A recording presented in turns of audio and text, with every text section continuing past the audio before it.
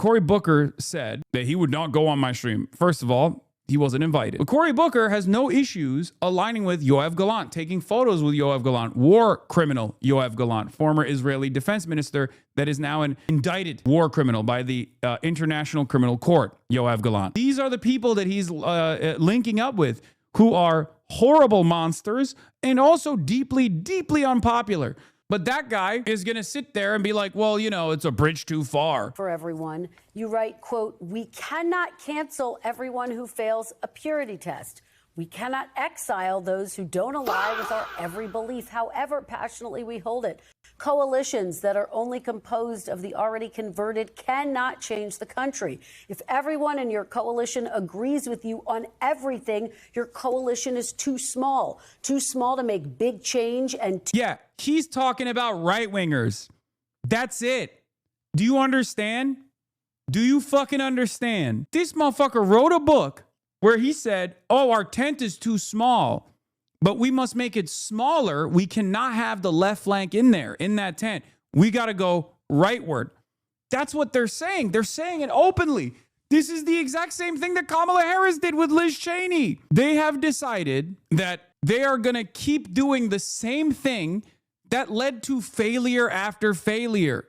It blows my mind that they're like, no, we'll just court the centrist voters.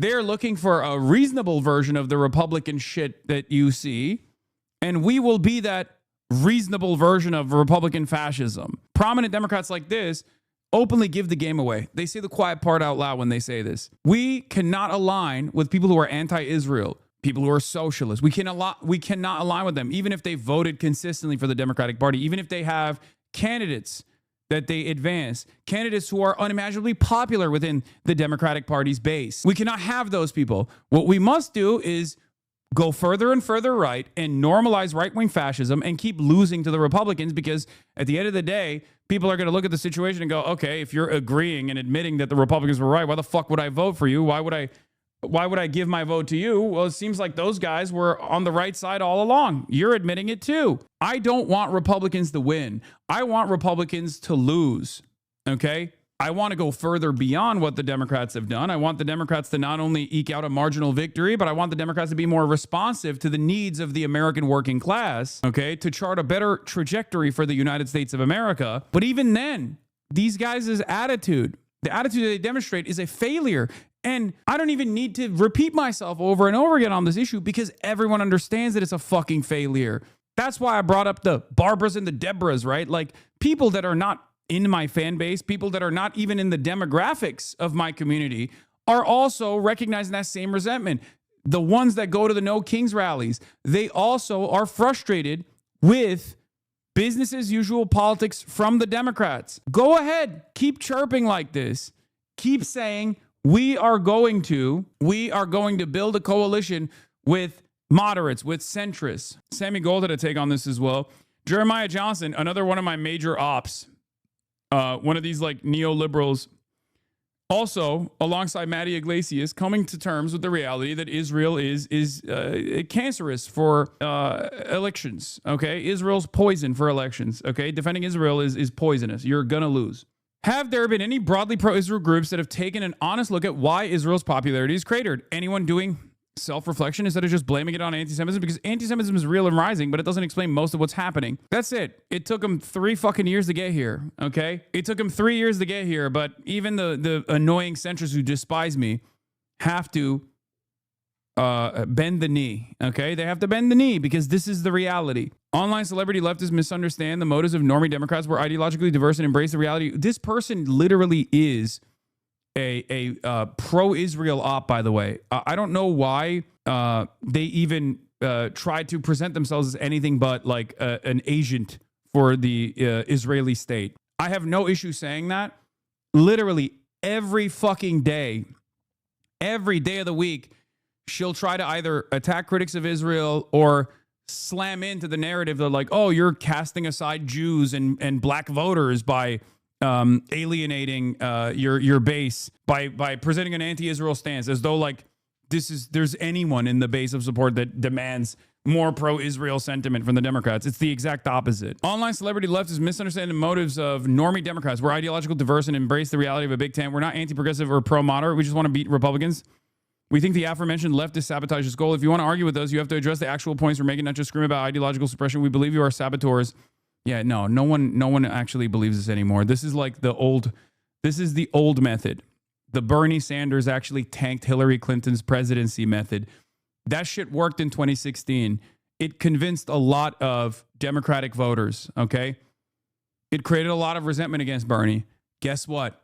It's 2026. It's been a decade, okay? And failure after failure has led those exact same people that used to say that to realize that Bernie was right. These are the very same people that were genuinely convinced they really wanted to beat the Republicans, and failure after failure to the same exact Republican. The 2016 failure was not enough, but the 2024 failure absolutely showed everyone in the base that this was not working, that there is an alternative out there and they need to lean into it. That's why Bernie-crats are popping up left and right around the country with a very unique demographic. Not only the youth, not only the Hispanic voters, the ones that were like cast aside by the Democrats for years. Bernie has always locked down those constituencies, young men specifically, right? But now, especially in the primaries, they are winning the older, college-educated, white liberals that live in the suburbs who just don't want Republicans to win, who first and foremost care about this is good for the election. This candidate will win over the Republicans' arguments, right? The electability arguments. The electability arguments were concocted by mainstream instruments for the longest time. Mainstream institutions for the longest time said the most electable Democrat is a moderate Democrat. The most electable Democrat is a Democrat that is close to the Republican side, but more reasonable, that props up these institutions. People don't believe that anymore. They've seen those failures, okay? They've seen those failures personally, and they arrived at those conclusions themselves. They didn't arrive at those conclusions because they watched my stream. Can I just point out how the biggest win we've had on the populist left is Zoran? How's that working out? His popularity is climbing. Exactly. And it should not be lost upon any of us that the most coordinated online political action we've seen from the Democrats since Donald Trump's reelection has been to go after me and my left-leaning and my left-leaning counterparts in the media, right? Not go after a single policy of Trump in the same way. Like, I've never seen the Democrats so organized, like the centrist establishment Democrats so organized. It's unbelievable. For the record, for those who still say, well, Bernie lost,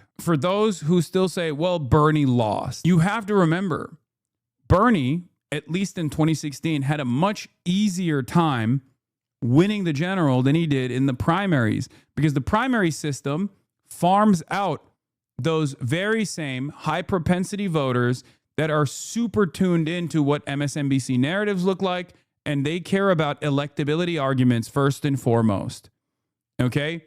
So in 2016, they believed those electability arguments, and that's why it was so difficult for Bernie to make it out of the primary. All of those people that are lifelong Democratic Party voters would have still voted for Bernie Sanders over Hillary Clinton. They were not going to say, oh, he's too scary, he's a socialist. They would have still voted for him. And all the low propensity voters would have been more convinced by a guy who was actually a populist as opposed to Donald Trump, who was a billionaire, right? Think about it. 2016, billionaire versus anti-billionaire. Who wins that race? Bernie absolutely would have destroyed. And there were plenty of polls that showed that Bernie would have defeated Trump handily at the time as well.